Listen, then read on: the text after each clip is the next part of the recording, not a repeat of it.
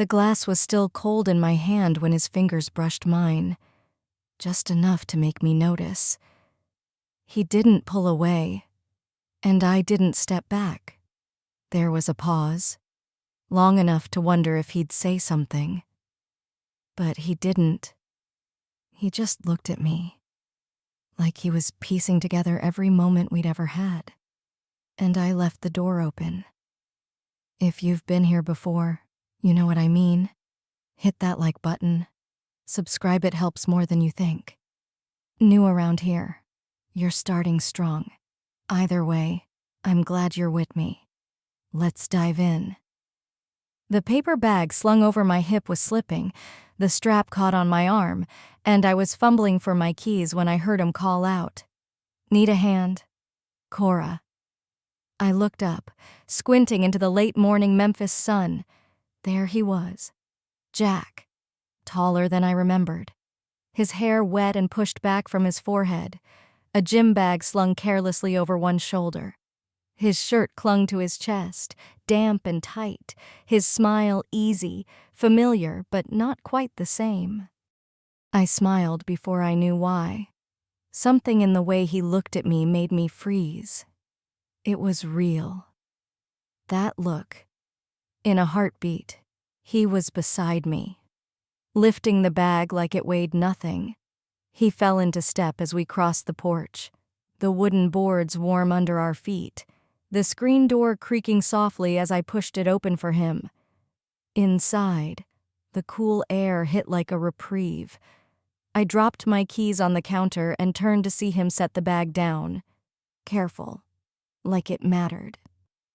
"Thanks," I said, reaching into the fridge for a pitcher of water. "Want some?"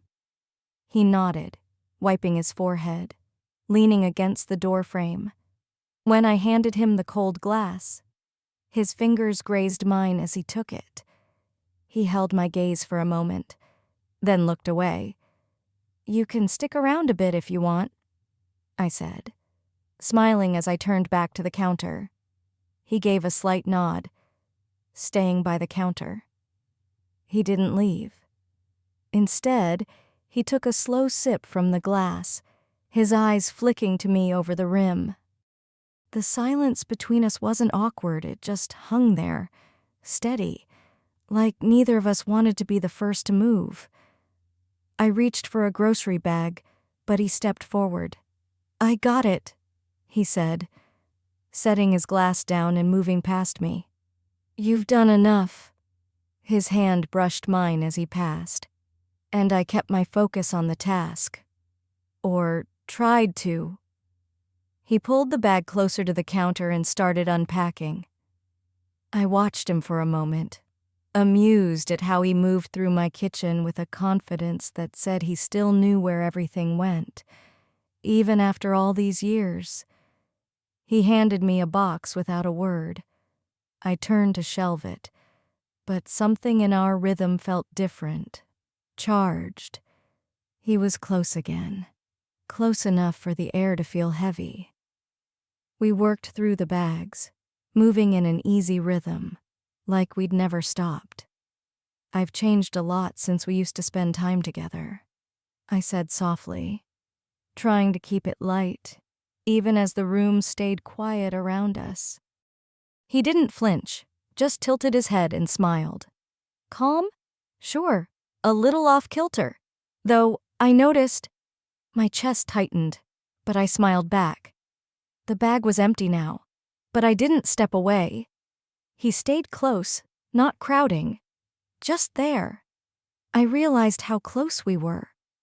I picked up his glass, refilled it, and set it back on the counter. "You can stay a bit if you want," I said again, then moved past him toward the hallway, careful, deliberate.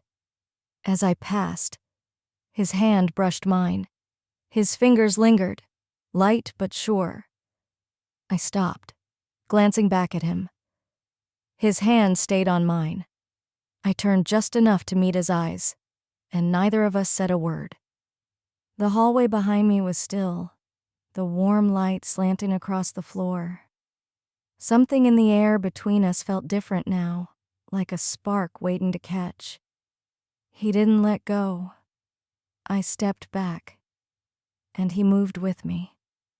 The edge of my living room came into view, but I didn't make it to the sofa. His hand settled gently on my hip. I turned to face him fully, and we stood close, a quiet tension settling between us. We looked at each other, neither speaking. Then he leaned in, and I met him there. Our kiss was brief, careful, but it burned like a fuse. His arm steadied at my waist. Firm, sure. I didn't think about anything else. When we pulled apart just enough to breathe, I whispered, "You came in here for water." He nodded faintly. And now his hand slid to the back of my neck. He pressed his forehead to mine, exhaling slowly. "I'm not going anywhere," he said, low. "Certain?" My hand rested lightly on his chest. The fabric felt thin under my fingers. I pressed my hand there, and he didn't move. I glanced toward the sofa, where we'd left the rest of the room behind, and he followed, still close, his heat pulling me like a tide. His hand stayed where it was. We sat together in silence. He stayed close, and I leaned in. His arm opened slightly, and I settled closer without a word. His lips found mine again, steadier now, no longer testing. I eased down beside him, leaning into the space between his arms, my hands on his shoulders. We kissed again, quiet, brief. He stayed close, his hand firm on my hip, and I rested there. The rest of the world faded. No ticking clock, no furniture, no room, just the silence between us and the calm that settled in. I touched the edge of his shirt, and he shifted slightly. He moved with me, breaking the kiss to let it linger. I sat back just enough to look at him, the last of the sunlight clinging to his frame. My hand rested on his back as we stayed close. He exhaled through his nose, his eyes half bright as I traced the space below his collarbone, my thumb lingering on the curve of his ribs. He leaned closer, his face near my shoulder, silent for a moment. Behind me, I felt him tug the hem of my tank top in his hand. The fabric was warm, clinging lightly to my skin. I leaned closer, and he stayed steady beside me. I adjusted the edge of my shirt, and he was quiet next to me. We didn't speak.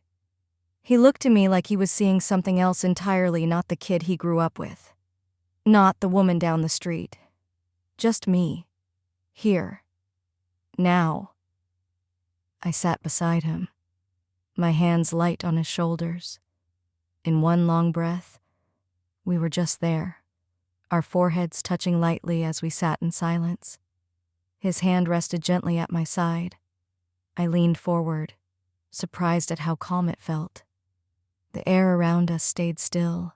I shifted slightly, balancing beside him. His breath caught near my neck, quiet, uneven. I felt it more than heard it. My fingers pressed lightly into his shoulders as I steadied myself. We stayed close, in sync, wordless. I leaned forward a little more, the closeness between us unspoken. We stayed near, silent, his arm lightly on mine, his hand on my back. Warm, still.